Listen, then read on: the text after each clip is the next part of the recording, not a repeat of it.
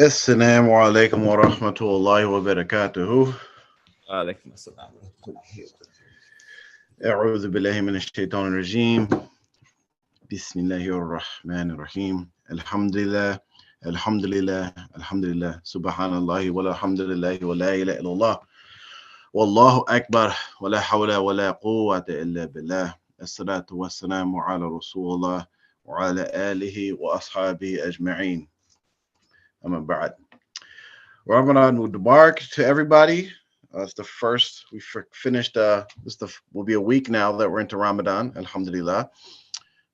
We explained last week what we'll be doing for the month of Ramadan. For all of our viewers, is we're going to focus a little bit more on some Islamic sharing knowledge and discussing Islamic topics, and connecting more to religion because it's the month of Ramadan, and staying away from more of the cult deviation stuff that we usually talk about, inshallah. Even though it is hard because some people keep doing silly things. And we might touch on something today if we have time. The kind of change to it, but yeah. Yeah. So this is I'm gonna try to share my screen. I was gonna try to get it done and send it to Amr beforehand, but No, didn't have Allah. time. All right. See how it goes. We pray. It's a PowerPoint, so we should be good. Okay. Yeah, so this is it's going to be kind of a presentation, but I want it to be open. So if anybody has any questions, just fire them up in the chat boxes. You can hit us up on the messengers as well, and we'll try to answer them as we go. Again, we're going to try to keep the shows pretty short, within an hour, inshallah, to respect everybody's time during Ramadan. So with that, let me start sharing my screen. Here we go.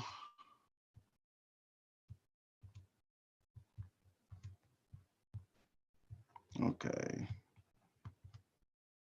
Share. What about window? Yeah, we got window. I guess it doesn't matter. Here we go. All right. Let's see if this works. Oops. Okay. Does everybody see it? No, you're showing your web browser. A web browser? Yes, you're showing your web browser. You're showing the Zoom. It's showing PowerPoint now. No. Try stopping the share and then start it again. Yeah. We're gonna get it. We're gonna get y'all, inshallah. Here we go. Let me try this now. There you go. Can you see it? Yes. Okay. Oh, that's the last slide, but it doesn't matter. All right, here we go. So we're going to talk about the introduction to Ulum al-Quran, excuse me. Bismillah. And this is not going to be, it's not a class. It's not like we're just having a quick presentation, discussion about, and it's going to be, how we say, a mile long and an inch deep. Yeah. Because the science of Quran is, this is our religion. It's the Quran. So there's so many sciences, there's so many topics that you can delve into, but we don't have time to do that. And my intentions, inshallah, is to try to motivate people to study the Quran more, to look into any of these topics that they're interested in, to learn more about the Quran, because this is how we understand our religion. And we'll talk more about that. But inshallah, and if anybody, we'll talk about it again at the end. If anybody is interested in having, setting up a discussion series where we can talk about these things, and go over some of the things that I've learned and share things that you guys have learned in your classes and in studies, we can do that if you're interested in doing that. But just, you can contact us through our email, or if you have our numbers, message us and we can set that up. So let's get right into it without wasting any time, and just jump in. Anybody, Amr, anybody in the chat message, just jump in whenever you have a question. So the importance of understanding the sciences of the Quran, and is boiled down to one hadith. There's plenty of other evidences, but this one covers it the best. Is Rasulullah sallallahu alaihi wasallam said, "The best of you are those who learn the Quran and teach it." So the best of you are those who learn and teach the Quran. A lot of times this hadith is used in isolation, referring to people who teach recitation or memorization, but this hadith is general, and it actually refers to any of the sciences of the Quran, because they all help us understand the Quran and help us be better Muslims. So any aspect of the sciences that I'm going to talk about today that you learn or that you teach to others, you are putting yourself in that category of being the best amongst us. So right now, today, within this hour, we're going to be amongst the best of people because we're learning and teaching some of these aspects. So what I'm going to do first is do a quick little pre-quiz, and just you could jot down the answers yourself, keep it in your mind, but it'll kind of give you a little basis of where you are as far as your understanding of the various sciences of the Quran. So first, what does the word Quran mean? What does it mean? Second, what are the names of the Quran? What are the names of the Quran? Third, who first compiled the Quran? What is the first surah revealed? What does asbab nuzul mean? What does nasikh and mansukh mean? What are the principles of tafsir, or the methodology of tafsir? Are English translations of the Quran considered the Quran? How many qiraat are there, or how many modes of recitation are there? And the last one, what is the greatest miracle of all time? So Amr, out of any of these questions, are there any that you absolutely do know, or some that you had no clue? About like maybe 3 or 4 of them. I know that the Quran was compiled because the death of Sahabas who were Hufaz and Abu Bakr and Umar can compile it together. Yep. I do know the greatest miracle of all time is the Quran. The first surah is Iqra, that's the first one. The Quran means I should know this. It means to read, right? Or something like that. What's that? Yep. It means to read, or that which is recited. Yep. And yes, the English translations consider the Quran. I'm not sure. I don't remember. I think that's all I remember off the top of my head. Okay. Yeah. So you're going to be, I wanted to make this quiz a little bit elaborate, but I ran out of time and just had to come up with these real quick before I started jumping online.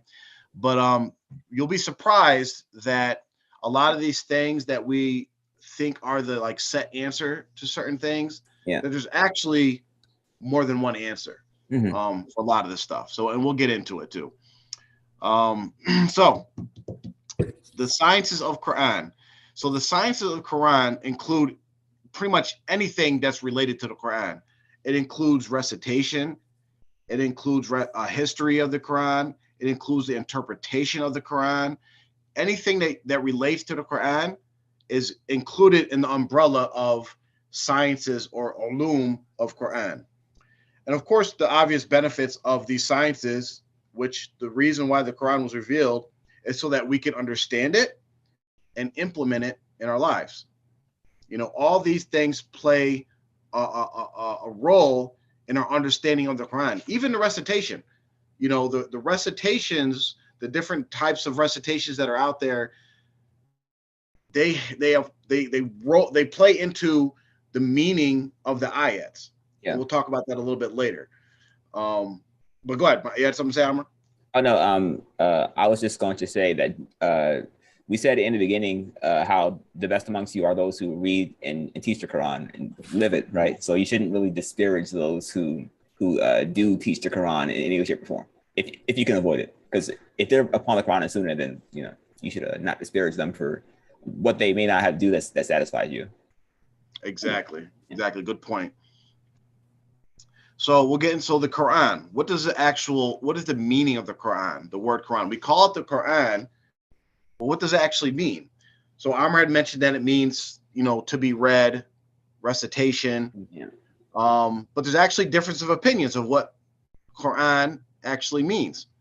So the most popular opinion, or the strongest opinion, is that it's that which is to be read, or that which is to be recited, or recitation, but because it comes from a certain Arabic root word. But there's another opinion that says that it's actually a proper noun, like the Torah, right? The Torah is just the Torah. The Injil is just the Injil. So they hold the opinion that the Quran is its own meaning in itself, that it's the Quran, that book is the Quran. That's the meaning. Another meaning is that it comes from another Arabic word with the similar root, which means to join together. And the ones that hold this opinion say that the surahs actually join together or connect together, right? Which is actually true. And the last opinion is that it means that which resembles something. And each surah resembles the surahs. They all resemble each other. So that's another opinion. But the strongest is that it means, recitation or reading, that which should be read or recited. The words in the Quran, the Quran itself, for Ahl Sunnah wal Jama'at, we believe that the Quran is the uncreated word of Allah. It's the uncreated kalam of Allah. So we can get into a lengthy discussion of this. And again, any one of these topics we could talk about for a whole show. But this is to sum it up.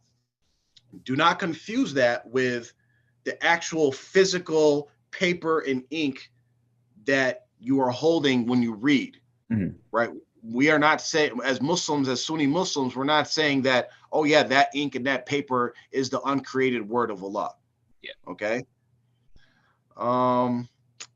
And I don't want to. I'm trying to resist going down into tangents so we can cover all this, but it's tempting. So I'm gonna hold off.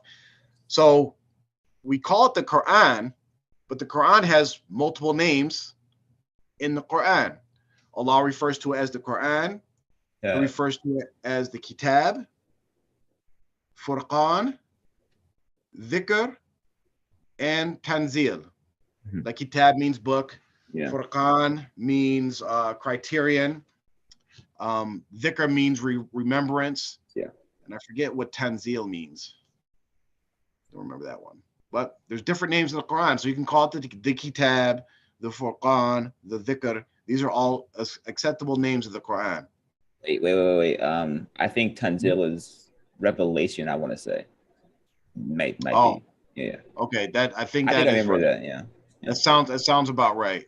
But don't quote me on that.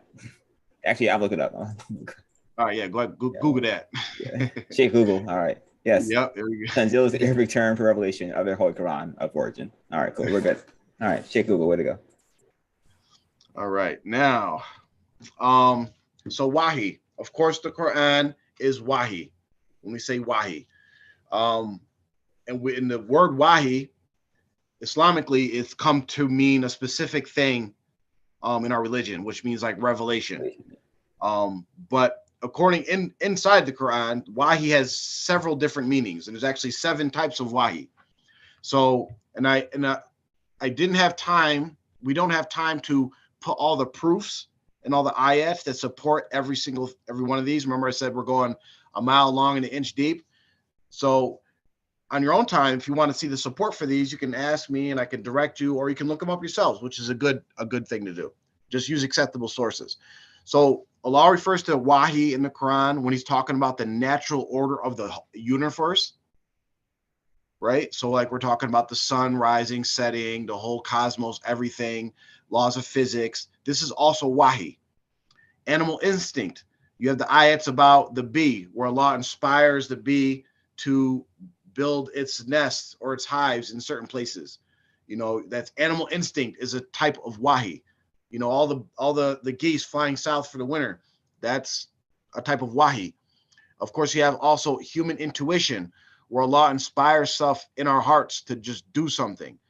You have the example of Musa alayhi salam's mother, who was inspired, or her intuition, a natural instinct and intuition, or the instinct that when first he had the intuition where he inspired her to put Moses in a basket in a river, right? Which actually goes against human instinct. But she had the strong intuition to like put her baby in a river. And it worked right? out, yeah. And then of course Allah saved him. And then Moses' mother was a servant and ended up breastfeeding her own son, which is actually a part of human instinct, because it's human instinct for like a mother to take care of the kids. Take care of her kids, breastfeed her kids. This is what we do, right? So it refers to that. And it also refers to gestures. And if you remember with the Prophet Zechariah, one of the things he had to do when he was blessed with the miracle of having a child at old age was Allah told him that he had to, the word he used was wahi, but he had to gesture. He couldn't speak. So he had to communicate with pretty much sign language. He had to use his hands and like gestures to communicate with people. That's a form of wahi. Allah also refers in the Holy Quran to that shaitan and the devils. They give wahi. They inspire people. Allah also gives wahi to the angels, where he gives them commands and wahi to do things. But the one of course, we're concerned about is wahi to prophets, because the Quran is wahi to Prophet Muhammad sallallahu alaihi wasallam. Okay, so there's two different types of prophetic wahi, or wahi in general. Revelation is that it could come without an intermediary or with an intermediary. And when it comes without an intermediary, it comes in the forms of dreams, which, you know, if anybody familiar with the hadith where Rasulullah would say, I would have a dream, or it's from Aisha actually, where Rasulullah would have a dream and it would come true the next day. These are true dreams, right? Premonition of sorts, yeah. Yeah, exactly. And then you have the dream of Ibrahim alayhi salam when he was told to sacrifice his son. Yeah. Yep. Then you have direct speech, and this is like a high level because it's only reserved to two prophets, Prophet Musa alayhi salam and Rasul sallallahu alaihi wasallam. Yeah. Allah spoke directly to Musa through the burning bush and directly to Rasul sallallahu alaihi wasallam in Mi'raj. The second way, which is the most common way, is through an intermediary, where he sends one of his angels, which is Angel Jibrail, to give the message or the revelation. So real quick, I wanted to talk about Hadith Qudsi as it relates to Wahi. And there's a difference between the Quran and Hadith Qudsi. And some people, like, until you hear it, you don't really understand. Like you hear Hadith where Rasulullah says, Allah said so-and-so. This is a Hadith Qudsi. So this is what Allah said, but it's not part of the Holy Quran. And the major differences of that is, so the Quran was revealed to Prophet Muhammad ﷺ with exact words and meaning. Okay, remember that. Words and meaning. Qudsi, however, are related to Rasulullah ﷺ or to us in meaning, not exact words, right? Because hadith, they also come through the Sahabas, right? Yeah. So it's meaning, not in exact words. Another big difference is that you get worship just for reciting and reading in the Holy Quran, whether you understand it or not, right? There's no credit for worship for reading Hadith Qudsi. So like if you decided like after Fajr, you do your program, you get up and you start reading the Holy Quran, you can't replace that and think you're getting benefit by, oh, I'm just going to start reciting Hadith Qudsi. Yeah. Right? You do get credit for seeking knowledge for reading Hadith Qudsi, but it's not an actual act of worship to just read Hadith Qudsi. Like, the Holy Quran, we'll talk about a little bit later too, is that you get credit for every letter, right? 10 barakat for just one letter of the Holy Quran. It's not the same for Hadith Qudsi. And finally, it's a Hadith Qudsi. There's fabricated Hadith Qudsis. Yep. There's no such thing as fabricated Quran. No such thing. It's all the same. Yep. Right. So just keep that in mind when you run into Hadith Qudsis. They're not held. It's not the same level as Holy Quran.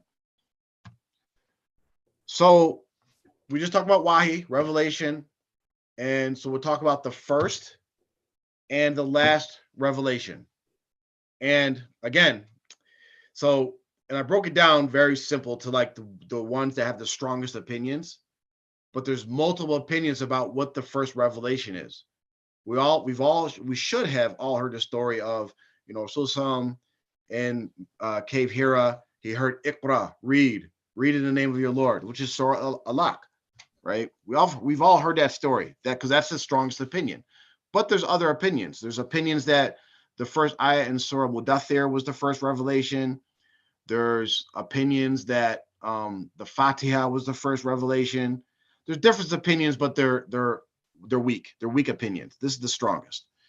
So we all know the first revelation, but we never really think about the last revelation. And if someone would have asked me before I learned this, and they say, "What's the last revelation?" I would automatically think that the ayah in Surah Ma'idah that says, "Today we have perfected your religion," was the last, right?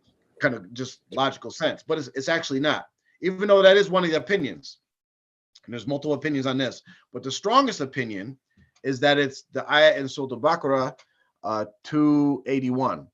And then when you hear it, it kind of makes sense that it's the last revelation. So Allah says, "And fear a day when you will be returned to Allah. Then every soul will be compensated for what it earned, and they will not be treated unjustly." And it makes a lot of sense that this is the last ayat revealed, because it kind of sums up like the whole reason why we have all this, why we are here, why we have the Quran, is because we're going to return to Allah and we're going to be judged, right? So it makes sense. So that's the first and the last revelation.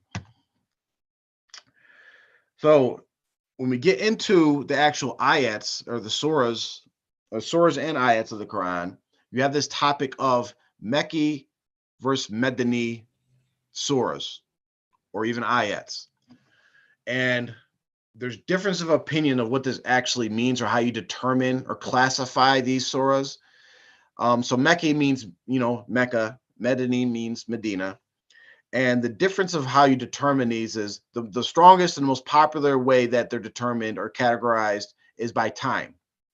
And so when I say time, I mean that if Rasulullah ﷺ was in Mecca before Hijrah, right before Hijrah, and the ayats or the surahs were revealed in before Hijrah, which is the time stamp, then they are considered Mecca verses. If they were revealed after Hijrah, they are considered Medini or Medina verses or surahs. But there's differences. Some scholars used place, like if they were actually revealed in Mecca, or if they're actually revealed in Medina. But that doesn't compensate for surahs that were revealed in neither. Right? Yeah. Then some classified by who they're actually addressing. Are they addressing the Medina? Mecca, yeah. But again, that doesn't address the surahs that are not addressing either group, like people of the book, right? So by time is the most popular choice. And whenever you hear anybody generally talking about Mecca versus Medina surahs, they're talking about surahs that were revealed before and after Hijrah. Okay. And just some themes. So for Mecca surahs, it's all about Tawheed, Aqidah, and morality. Things that just make you like a good overall person with sound belief, right? And they're generally shorter. So like the last Jews, like they're primarily, I think they might be all Mecca, because they're shorter. They rhyme a lot more. They don't have anything to do with like laws or anything like that, because they're trying to get all the Muslims on the correct belief. And that's why when we talk on different things in our show, the most important thing for a Muslim is to have the correct belief, right? And again, don't mix up Tawheed with Aqidah, because Tawheed is an aspect of Aqidah. Tawheed is the most important thing. Then there's other aspects of Aqidah that Rasul was training them on when he was in Mecca. The Medini surahs, they have to deal with like all the rituals. This is when you have the, Hajj, Ramadan, you have the laws, like the punishments for different crimes. It addresses like hypocrites, the people of the book, because this is the environment that they're in now. They got their Aqidah set. Okay, so now how do we practice our Aqidah? Yeah. That's when they're in Medina, right? This everything, the way Allah does everything, total makes total sense, perfect guidance for us, and it's one of the miracles of the Quran. And they're usually longer. Like you have Surah Al-Baqarah, which is the longest surah in the Quran, and you know that's a Medini surah. So, and just real quick, you can have so when you say a surah is Medini, it doesn't necessarily mean that all the ayats Revealed in Medina. revealed in Medina. And just because a surah is Mecca doesn't mean that all the ayats were revealed in Mecca. So you can have a Mecca surah that may have 2 or 3 Medini ayats in it, right? So just keep that in mind. Real quick. Okay. So another concept of Islamic sciences or Quranic sciences is the asbabun nuzuls. Okay. So asbabun nuzul literally means the cause or the circumstance of revelation. Okay. The circumstance of revelation. And this is important in Quranic sciences because the circumstance of which an ayat or a surah was revealed helps us understand the meaning of the ayat or the surah and how to implement it. Right? So we if we didn't know that, we could take things out of context. You know, a perfect example is about the ayat in, I don't know what surah it's in, but it's the ayat about I'm not gonna say what's about, it's called ruin, but it's the ayat that says, "Go unto your wives are like your fields, like go unto your fields as you wish, or plow your fields as you wish," right? Yeah.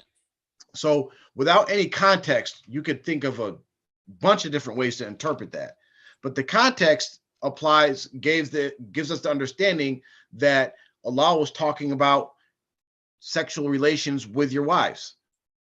Right? Someone that say someone's abusive, if they didn't have that context, they could say, you know what?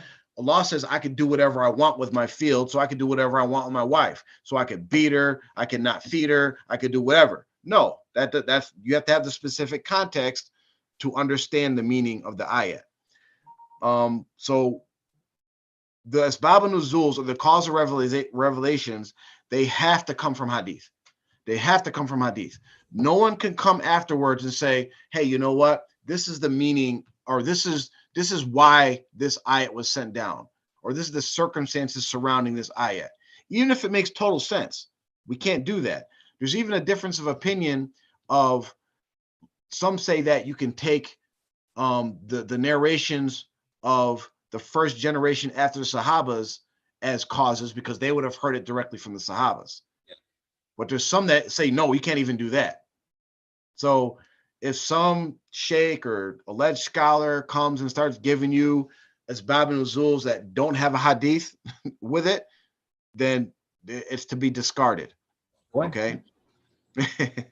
So there could be multiple asbab nuzuls for one ayat, which of course there's a methodology to accepting the right one. Of course, you go to the most authentic narration.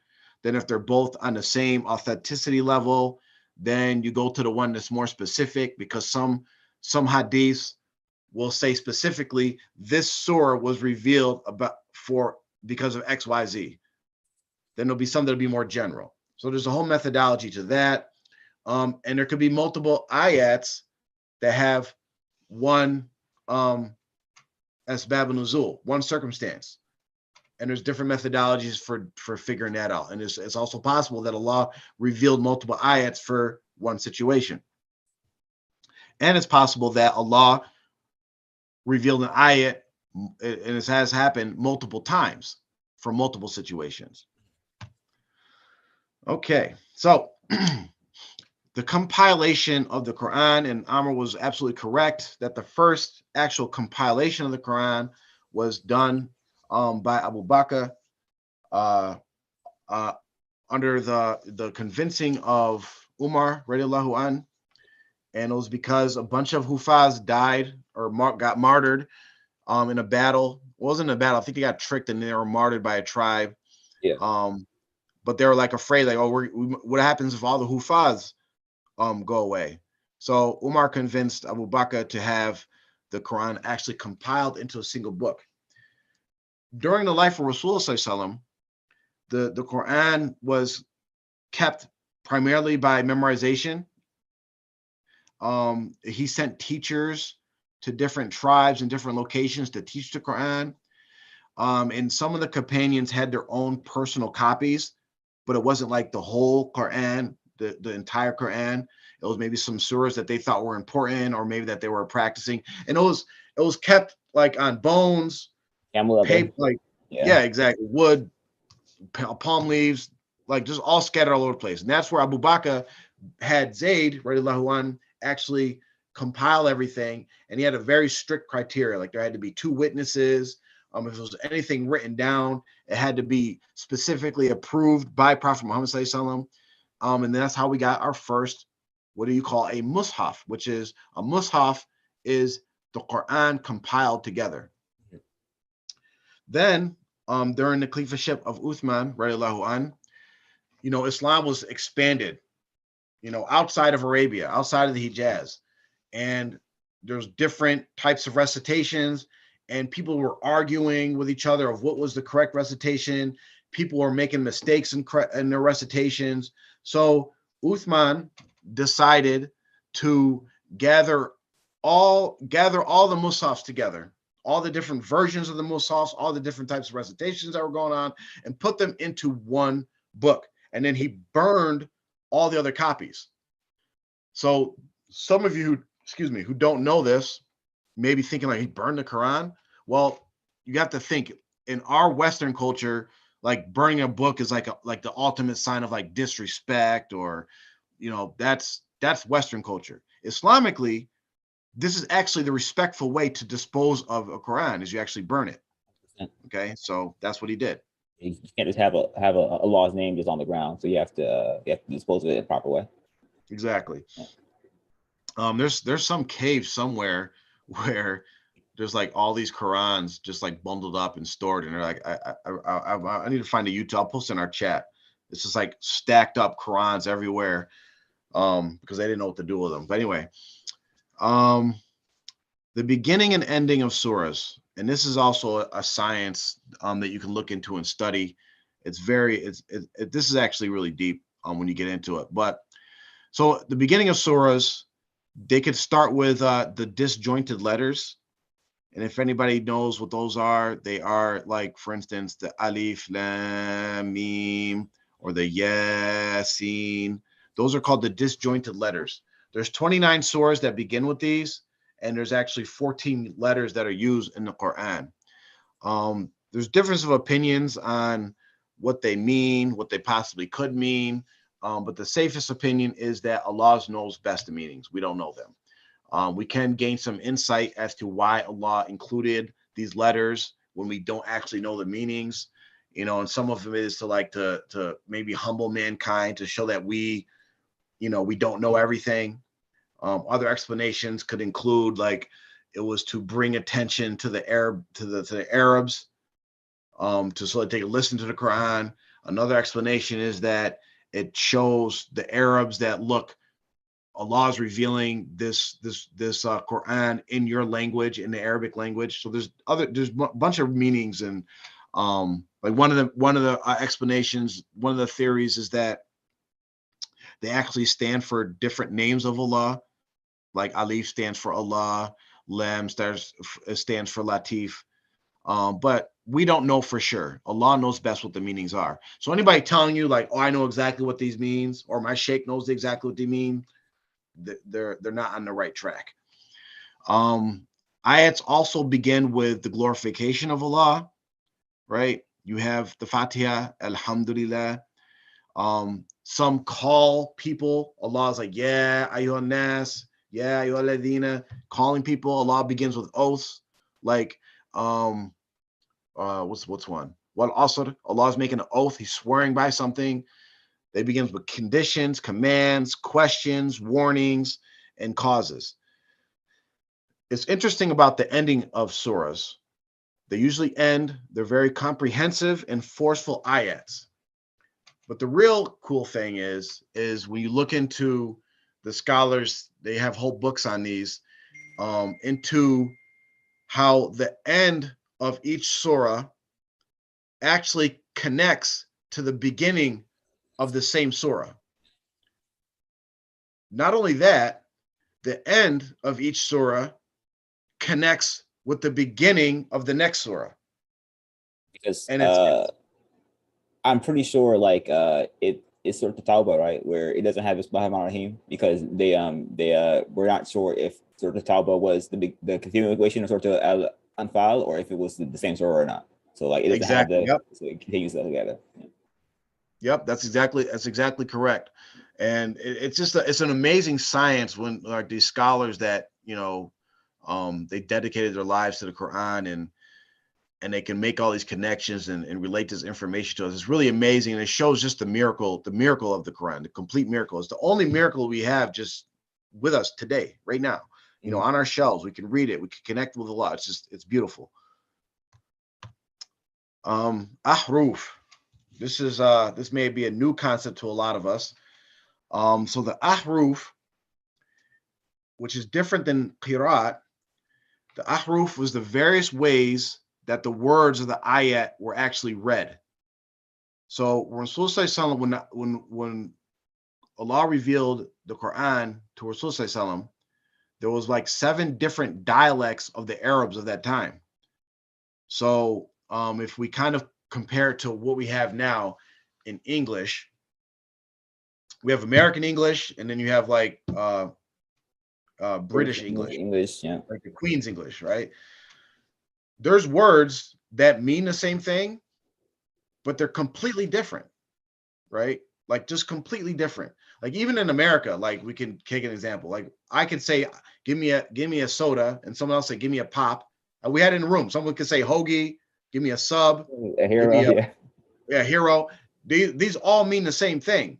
So if we apply that back to the time of Rasulullah, if Rasulullah went to a certain region or a certain tribe and used a word that they didn't use for something, they wouldn't understand what he was saying. So he would use, Allah revealed it in the words that they would understand, right? And the beautiful thing about it is that these 7 ahruf didn't actually change the meaning of the Quran whatsoever. Still had the same exact meaning. So it's actually it's a miracle of the Quran. A lot of Orientalists or enemies of Islam try to use this to try to say like the Quran is not perfect and these types of things, but they really have no argument whatsoever. It's their lack of understanding of the science of the Quran. So there's the question of, do the 7 ahruf still exist? And like a lot of things, there's difference of opinions. And for anybody listening, when we say differences of opinions, we mean acceptable differences of opinion. Yeah, between scholars. Yeah. Exactly. So like you can't just say, oh, I have a difference of opinion, or there's a difference of opinion out there that's actually not supported by the Quran and Sunnah or accepted by the companions of Rasulullah, right? Or the scholars of Islam. Like you have to be within that box. So like there's no secrets of the Quran. Everything is known, right? Unless everything is known. Someone can have extra insight to something and expound on something, but everything is known. So one opinion is that there's only one ahruf, or like say dialect, left after Uthman compiled everything into his Musaf. So that there's only one left, and that's the ahruf that Uthman compiled, right? Some say that all the ahruf actually exist within the current Musaf that we have, which is the Uthman compilation. And the strongest opinion is that during his compilation, Uthman and the Sahabas preserved as many of the ahruf as possible. So there's portions of the various 7 ahruf that are still in the Musaf that we have today. And so like so this is the argument that people try to use, non-Muslims try to use against the Quran is because one of our biggest things is that the Quran is the only word of Allah or word of God that has been preserved Hasn't been and changed. nothing's been changed. So when they run into this topic, they think they got like a Easter egg, like, oh, we got them now because all the dialects aren't preserved, right? But it's like, well, no, Allah had us preserved. The meaning doesn't change, right? And the words of Allah that He revealed are still preserved the way that the way that He revealed them to Prophet Muhammad Sallallahu Alaihi Wasallam. So this leads us into our discussion about Qira'at. So Qira'at is not ahruf. Qira'at is referring to the actual rules and the manners of recitation. So the Qira'at comes from the ahruf, right? But you can have multiple Qira'at for like one ahruf. You see what I'm saying? So the words that are used in the Quran could be different when He revealed them to Rasul during his time to the different tribes. But all the words we have in the Quran now today are all exactly the same. Like we have one, right?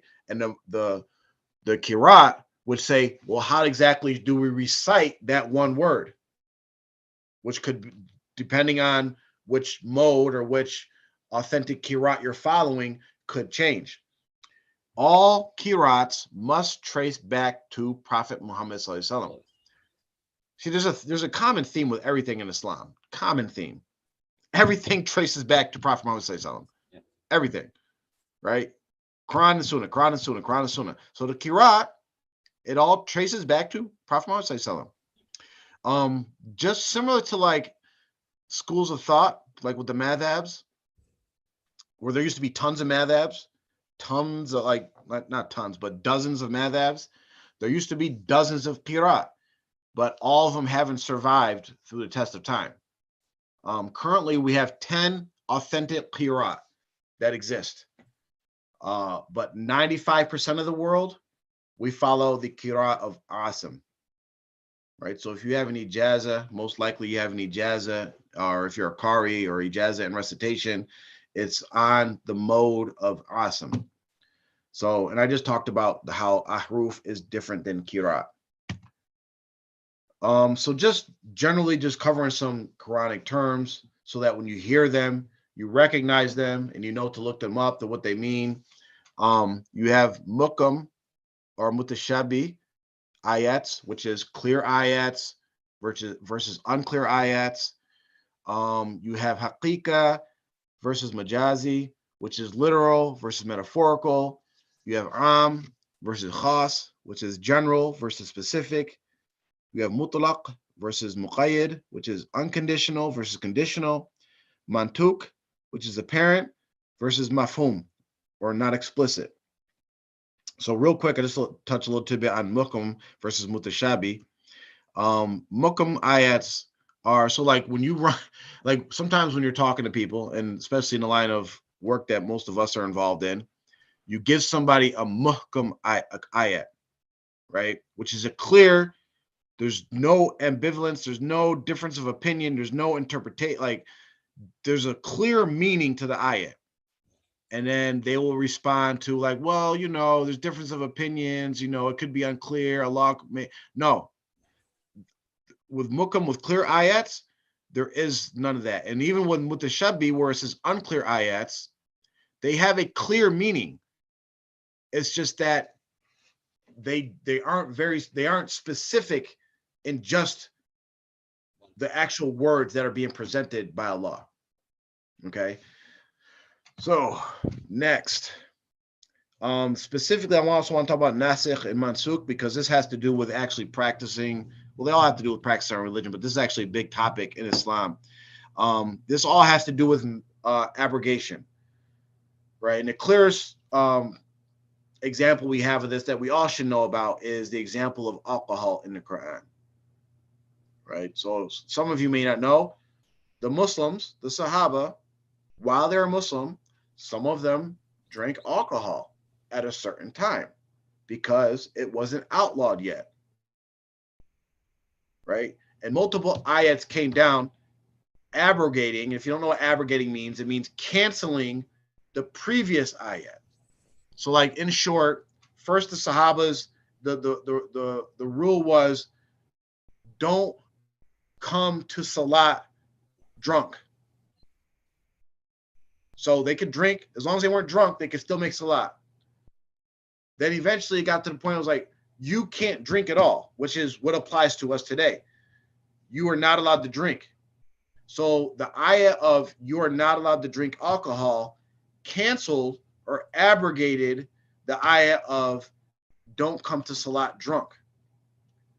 So just understand the Arabic, the nasikh is the canceller or the abrogator of the mansuk. And just a little way to kind of remember it, if you go in alphabetical order, mansuk starts with M, nasikh starts with N comes after M. So whatever comes after the ayat cancels the previous one. Yep. Right? And there's conditions, of course, like the rulings have to directly contradict each other, right? Not drinking at all directly contradicts the ayat of you could drink, but don't come to Salat drunk, right? The nasikh has to be revealed after the mansuk, right? So you can't have an ayat that cancels something that was revealed after the first revelation, right? And of course, it has to be from the Quran and the Sunnah. It has to be from the Hadith. Someone can't just, like today, read the Quran and be like, yeah, I think this ayat cancels the other ayat. It doesn't work that way. And there's also a whole discussion you can have on, because you can have Quran ayats that cancel Quran ayats. You can have Quran ayats that cancel Hadith. You can have Hadith that cancel Quran ayats, and you can have Hadith that cancel Hadith. And there's like a difference of opinion and of like, so for instance, some say that for a Hadith, some say that Hadith can't cancel Quran ayats, which is a valid opinion. Some say that the Hadith has to be mutawatir and reach a certain classification to cancel the ayat. So there's a whole discussion in that as well. Let's see. So we all should have some clue or some idea of the miracles of the Quran, right? We see videos of them all the time. We use them to give dawah. We use them to prove our religion. And there's literacy or literary miracles. There's miracles in the stories. There's lots of scientific miracles. But the main thing I want to emphasize is that the Quran itself and absolutely everything in it is a miracle, right? Is a miracle. It is the greatest miracle of all time, contrary to what some people may believe. It's the greatest miracle of all time. It's the greatest miracle of Prophet Muhammad sallallahu alaihi wasallam. It's the greatest miracle of all the prophets. We still have this miracle with us today. Okay. And just to touch on some of the scientific miracles, we do not want to end. We, as Muslims, we are a very scientific culture, or at least we used to be. Historically, Muslims are very scientific. And our science, our culture of science comes from the Quran, comes from Muslims, right? Because before that, remember, Rasulullah came to the ignorant Arabs. They didn't know how to read, write. They had no culture, no society, anything, right? And then scientific discoveries that we still use today came from the Ummah, the Muslims. But we do not, like for instance, like Christians. A lot of Christians that are literalists, they become a joke when dealing with, like, for instance, creationists, right? So some literalist Christians literally believe that the earth is only like 6,000 years old or something.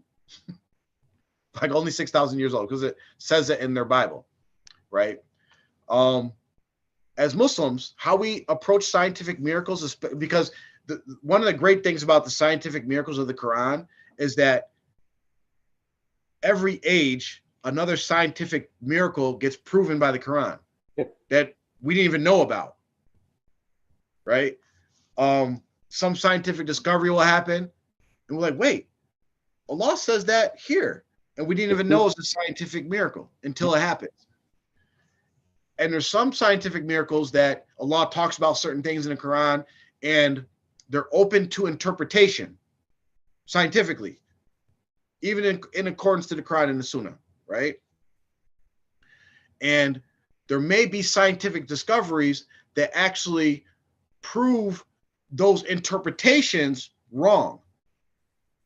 And what we do as Muslims is say, well, we must have misunderstood that ayat, and we make sure that the science matches up with what it says in the Quran, right? And here's a perfect example. It's generally been believed in Islamic worlds that everything revolves around the earth, right? The sun, the stars, everything, right? And popular science or popular theories, of course, we've been taught that everything revolves around the sun in our solar system, right? But when you look at the actual ayats, it can be interpreted both ways. And that's the beauty and the miracle of the Quran. Of course, as Muslims, whatever Allah says, that's the truth. We don't deny. If some science, like evolution, scientists say we came from monkeys or from a single, no, Allah says how we were created very specifically.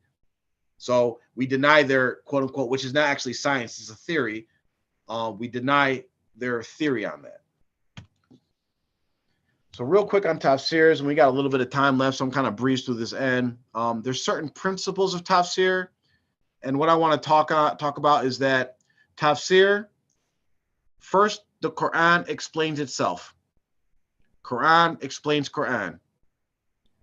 Then when you don't have the meaning of an ayat found in the Quran, then you look for the meaning of an ayat found in the hadith, in the sunnah. Rasulullah Sallallahu Alaihi Wasallam explains the ayats. So you have Allah explaining himself, then you have Rasulullah Sallallahu Alaihi Wasallam explaining the ayats, and then if we can't find a specific hadith and Rasulullah Sallallahu Alaihi Wasallam explaining an ayat, then we look to how the companions understood it or explained it. So those are three levels. That's it, right? That's the methodology of tafsir. All right. And then you can derive more meaning from those understandings and stuff and how they apply today and that. But anybody just interpreting the Quran or giving meaning to the Quran offer their own, just thoughts and ideas, they are doing it wrong. Okay, so there's lots of classifications for being someone who can give tafsir or a mufassir, someone who can explain the Quran, right? And I wanted to point these out because this deals with our wheelhouse. Is you must have the correct beliefs. You must have the correct beliefs. You must be free of innovations. You must be free of yeah. And you must have a sound understanding of aqeedah. So anybody who's engaged in bid'ah, anybody who does not have correct beliefs according to Ahl Sunnah wal Jama'at, and anybody who does not have a sound understanding of the principles of aqeedah should not be given any explanations of the Quran whatsoever. You should not take them from them. You should not listen to them. Okay? So anybody saying that, I'm one with Allah, I'm Allah, we're together, we're the same, shouldn't be listening to anything they say. They should not be reading or telling you anything, the meaning of the Quran. Anybody that is making tawaf around shrines or going out in the dark and jumping up and down and doing chants and tying themselves up to as a form of worship, doing all these innovations, they have no place explaining the Quran. And the dangers of that are, and these are hadiths, is Rasulullah said, whoever speaks concerning the Quran with his personal reasoning, then even if he is correct, he is mistaken. Think about it. Just let that sink in. Rasulullah is telling us that if we explain the Quran with our own reasoning, even if we happen to be right, we're actually wrong. And a good way to illustrate this is, right, say for instance, say you're a judge, and there's hadith about this too, but I'm going to explain it in layman's terms. Say you're a judge and someone comes to you and says, so-and-so stole my property, right? So-and-so stole my property. And you just take that person's word for it. You don't investigate the matter. You go and capture the person he accused and you go and chop his hand off. Even if that person did steal, you erred because you made a judgment in ignorance, right? The same methodology, the same thought process applies to explaining the Quran, okay? And the more dangerous or the bigger, scarier hadith is when Prophet Muhammad says, whoever speaks concerning the Quran without any knowledge, then let him seek his place in the fire of hell. And this is very similar to a wording. And, you know, and actually, before we get off, we got to address it. Oh, Amr, could you find that screenshot of the one individual that was misquoting the Quran about Ahl Bayt? It's in our chat. God, You remember what I'm talking about? I don't remember exactly, but everything's in our chat. He was like, if you can't have two hearts, you can't be with your enemies. Oh, okay, cool. Yeah, I already found it. All right, mashallah. All right, look at that. Okay. On the job. I'm gonna stop sharing. So you can pull it up. All right. Let me. Do you want to show his name too, or no? Yeah, it don't matter. Right, cool. Thank God, because I don't care about sharing his name. Listen, Said Sultan Shah Jalani. All right, listen, Nick. Well, it's all you, fam. So he says you cannot love both the Ahl Bayt and their enemies, and then which may, I mean, that first statement could be true. Is, you know, could be possibly true. We'd have to go into the Quran and the Sunnah and see if that statement is supported. But then what he does is takes a portion of an ayat and said Allah has not made for any man two hearts in his one body, and he references the Quran ayat. So if we went to the ayat, can you Google the ayat real quick? 33:4. Yeah, I can. Hold on a second.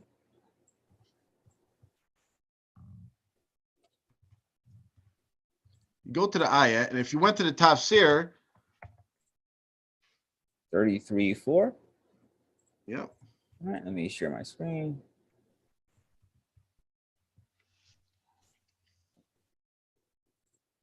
Okay, so 33:4. Yep, he says, so Allah does not place two hearts in any person's chest. That's the beginning of the ayat. The rest of the ayat says, nor does he regard your wives as unlawful for you, like your real mothers, even if you say they are. Nor does he regard your adopted children as your real children. These are only your baseless assertions, but Allah declares the truth, and he alone guides to the right way. This has no reference to Ahl Bayt whatsoever. None at all. Look at the post there. But if you take a portion of anything out of context, you can have it mean whatever you want. If you're smart enough, or if you want to manipulate people, this is what you can do. So, you know, may Allah forgive him, may Allah guide him, and prevent him and others from misquoting or misusing the Quran, or from speaking about the Quran without proper knowledge. So let me go back to sharing my screen. Okay. All right. So that's the principles of tafsir. And let's talk real well, because we're about to be done in a few minutes. So translations. So real quick, there's lots of translations. You know, without translations, a lot of us wouldn't have any understanding of Islam or the Quran whatsoever. So there's different types of translations. So you have translations that are verbatim, right? Which scholars say that is actually forbidden to just have a sole verbatim tafsir, because it actually wouldn't make any sense to the people reading it in their language, right? Arabic and English have two different, I don't know what the word is, but mechanisms.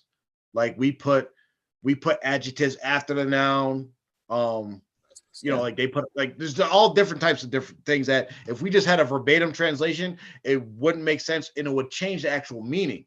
The translation is to give us the meaning, which is the second type of translation, is that the meaning is translated. And this is where you see like translations that they'll put in parentheses. You'll see a small ayat, right? But there'll be like a few sentences that actually give what that ayat means. That's the proper translations, because we want to know the meaning of the Quran, not just the literal translation, because we wouldn't understand it. And not the worst part of not understanding it is that it could change the meaning of the Quran, right? So just so everybody knows, pure English, or not English, pure translations in any language that do not contain the Arabic are actually not considered the Quran. They are actually not considered the Quran. This is why when you're given dawah, you can give an all English Quran to a non-Muslim to read. They don't need a wudu. They can just read it because it's actually not the Quran, right? So just wanted to bring that up.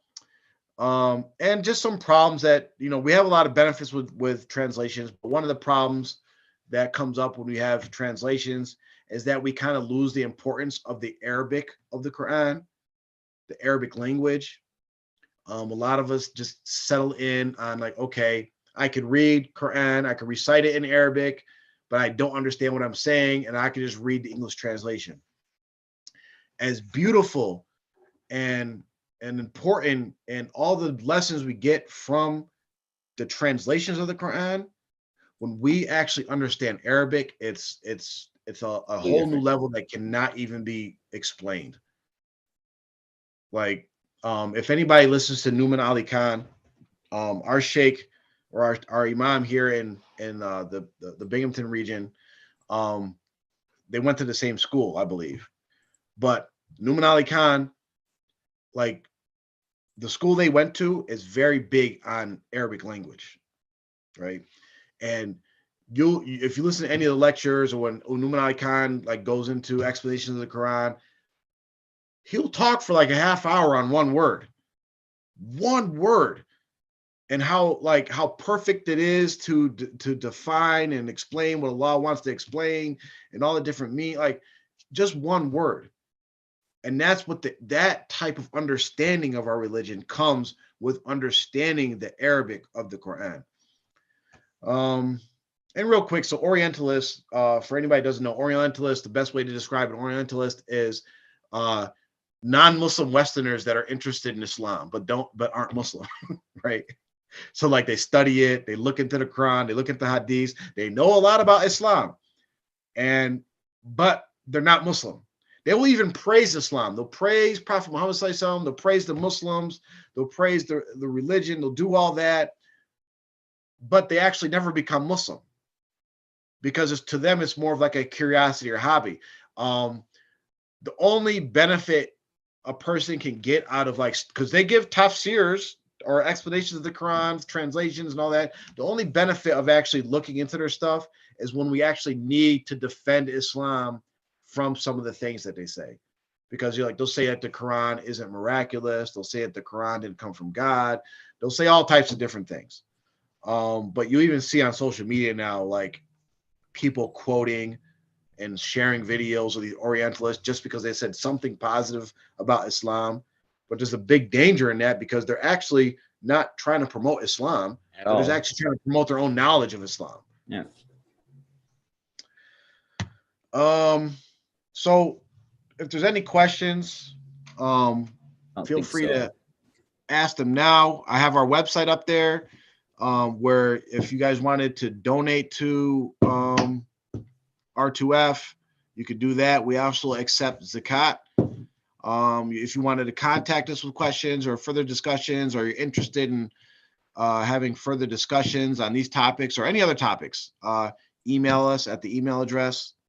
And with that, so are there any questions that popped up? We didn't have many viewers today. They're not interested that much in actual everyone's Islamic just concepts. everyone's just busy. All right, so we went 5 minutes over. I think we're good. So next week we're doing Sahabas, right? Yes, we're doing the 4 Sahabas. And you're leading that one, right? Yes, the Khalifa Rashidin. MashaAllah. All right. All right. So I think we're all set. Alhamdulillah. All right. Right. You can close this out, Amr. All right. اللهم ارزقني تفكري وتدبري بما يتلوه لساني من كتابك وفهمه والمعرفة بمعانيه ونبرة في الأجابه أمام بذلك ما بقيت إنه على كل شيء قدير سبحان ربك رب العزة عما يصفون وسلام على المرسلين والحمد لله رب العالمين وآخر دعوانا الحمد لله رب العالمين آمين. السلام. Ameen. Salam.